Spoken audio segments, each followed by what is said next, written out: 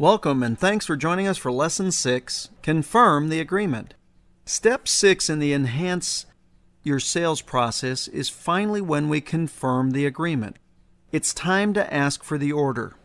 You've examined the market, you notified the field making that first contact, you've harvested the facts, announced your offering, you've negotiated their concerns by working through their objections. Now it's time to confirm the agreement by asking for the sale. Confirming the agreement by asking for the order is as natural as the sun setting in the evening. It is the conclusion that follows the presentation. It's the next natural progression. It's pretty simple if someone says yes, you write the order and you move along.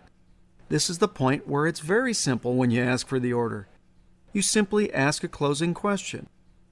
Now, what could a closing question be? It's as simple as, "Are you ready to get started?" Now, when they answer yes, it's time to be quiet and take the order, start writing up the paperwork. It's just that simple. You're done. Don't oversell at this point. As a quick little sidebar here, you have been exposed to a number of simple closing questions along the way as you've listened to these lessons. Did you recognize them? By the way, that was a trial close itself.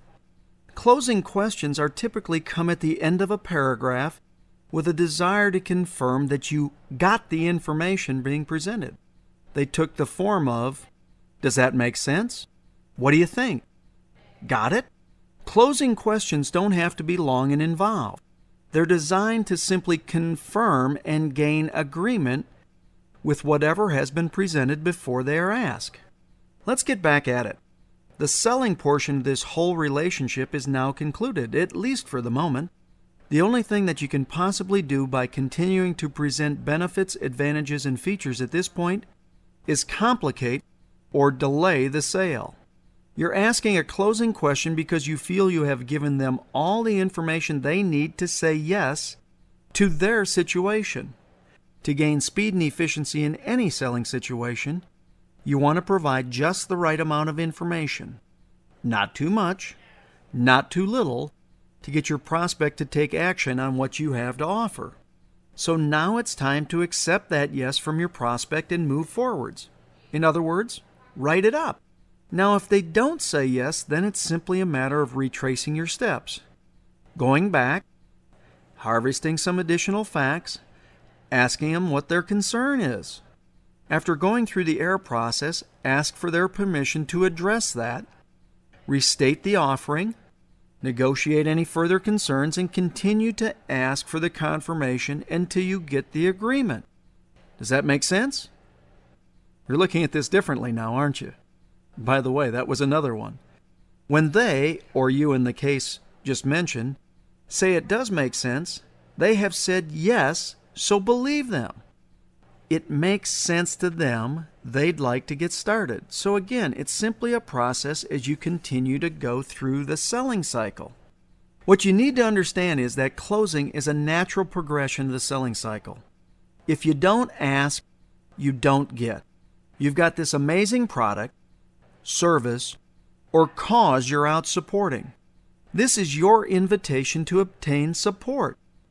Using a philanthropic opportunity as an example, if you don't ask for others to support your cause, you're not doing a service to the people that would benefit from that cause. And with that invitation, you can truly fulfill your desire and make your heart feel good because you've involved someone else within this cause to help all involved to move forward. Again, it's the natural progression. You have to ask, ask, ask, ask, ask. The reason you have to be prepared to ask so many times is because most prospects will not initially say yes. No big deal. It's no problem. Simply work the process. Go back and work through enhance again and simply ask again and again if need be. The reason for asking multiple times is really very simple. Many times it takes multiple closes to get people to act. In fact, not long ago, a recent Notre Dame University study found that 44% of all salespeople quit asking for the order after the first call. Another 24% quit after the second call. Still another 14% quit after the third call, and another 12% quit after the fourth call. That means 94% of the salespeople quit asking for the order or stop cultivating the order, is another way of putting it, after the fourth call. Now, why this is really important and interesting? Simply because the study found that 60% of all sales come in the fifth call or after. If you do the math, that means only 6% of the salespeople are continually presenting to the market and persevering. Only 6% persist long enough to get the business. This is exactly why pipeline selling makes so much sense. If they don't buy today, maybe they'll buy a month from now. And if they don't buy a month from now, maybe they'll buy 2 months from now. Remember, the prospect has to know you, like you, and trust you before they ultimately are ready. Well, their ready might be 6 months down the road. This is the reason for putting them into the pipeline and creating a 90-day tickler system to simply keep in contact with these people. Do you understand that this could become the 6th call or after that they're finally ready? And because of your persistence, not badgering, not smothering, in a loving, caring way, you keep in contact with them. All of a sudden, you open up the opportunities that 94% of the salespeople don't. You see, when it comes down to it, most of the time it really comes down to a timing issue. For example, one of the things that I've said to many people along the way is when they tell me they don't have enough money, I'll respond, you don't have a money issue. It's a timing issue. You just don't have the money at the right time. It's true, isn't it? The point is that if you're not able to confirm the agreement, something is causing the timing to be messed up. Again, you want to have these prospects feel good about the relationship and what's going on. You want to nurture them along the way. It's about treating people with dignity because you truly understand that what you have to offer has the ability to provide them significant benefit. The other thing this response to a money issue does is potentially take away any embarrassment the prospect might be feeling. Think about it. They really want to take advantage of what you're offering. They don't have the money at the time. If you somehow belittle them because they don't have the funds, the relationship can be damaged. Whereas, if you come from a place of empathy and compassion, and you can feel for their situation, you can take them off the hook by allowing them to claim this as a timing issue. The prospect is more likely to come back to you when they do get the money. Now again, if you're doing this for the buck and just the buck, they're going to see through you. You're going to be very plastic. You're going to be very unreal because they're going to feel the difference in you. This is about your true desire to help people. Sometimes people are skeptical, and they might not accept that help. Well, you know what? It's just the way it is. This is your time to not oversell or overcommit the product, your service, or your cause. This is the time to be there for them when you're asking for the sale. Now, how do you close? It's really easy when you do this the right way because along the way in the enhanced cycle, you've walked them down a path towards the solution they desire. So closing questions are as simple as, does that make sense? Are you ready to get started? Do you think this will work for you? How do you see yourself using this? Do you understand there's no pressure? There's nothing more than a logical conclusion to a conversation that you've been having the entire time. So if I say to you, does this make sense? And you say yes, I say, well, let's get you going and start the paperwork. And if I say, does this make sense? And you say no, I simply go back to, well, what is it that doesn't make sense to you?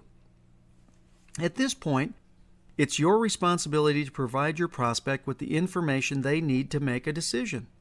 It's not about you. It's not about your products. It's not about your cause.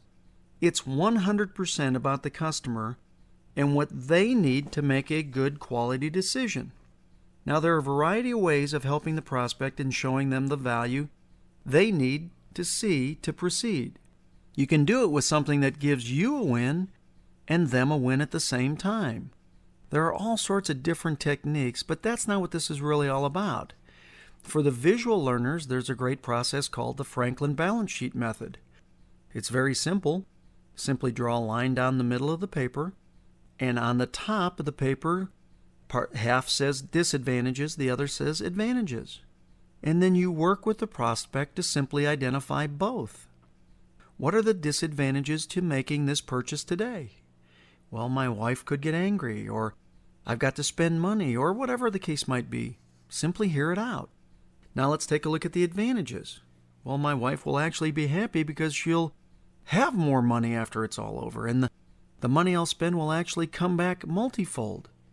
Do you understand? It's simply allowing them to air it out and put it into a visual presentation for them to consider.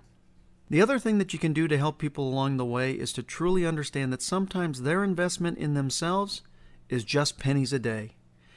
We live in a society right now where we spend so much money on things that are so disposable that most people don't even realize it. In fact, not long ago, while talking to a good friend, he shared a very telling story. He consistently had given his son about $1,000 a month for his living and spending money while he was in college. He paid for his son's college, room, and board, and this was just pocket money. He relayed that his son kept on saying, I don't know and understand what happens, but at the end of the month, I'm out of money all the time. His dad simply said, well, where's the money going? He said, I don't know. My friend said, let's take a look at it for the next 30 days. I want you to log where you spend your money. After a month, the results were in. It came down to the fact that he was spending approximately $700 a month at Starbucks. Now, how many different things could you have in your life, and what could you do to help somebody else for just a Starbucks a day? There are times that you will want to relate things that people can easily identify with, like Starbucks. As you're asking for the order, sometimes just pennies a day are the difference between where they are and where they want to be. Confirming the agreement is simply no more or no less than asking your prospect to buy. Well, thanks for being here for Lesson 5, Confirming the Agreement. Now it's time to get into action. Take the worksheet that's been included with this lesson and start to fill out the appropriate information to start you moving forward towards your goals. To continue to learn more, you can always go to www.scottschilling.com to read any of the blogs, check out the various resources that are available to you, or simply continue to grow within the heart-centered selling community. Until next time, this is Scott Schilling saying so long for now. Make it a great day.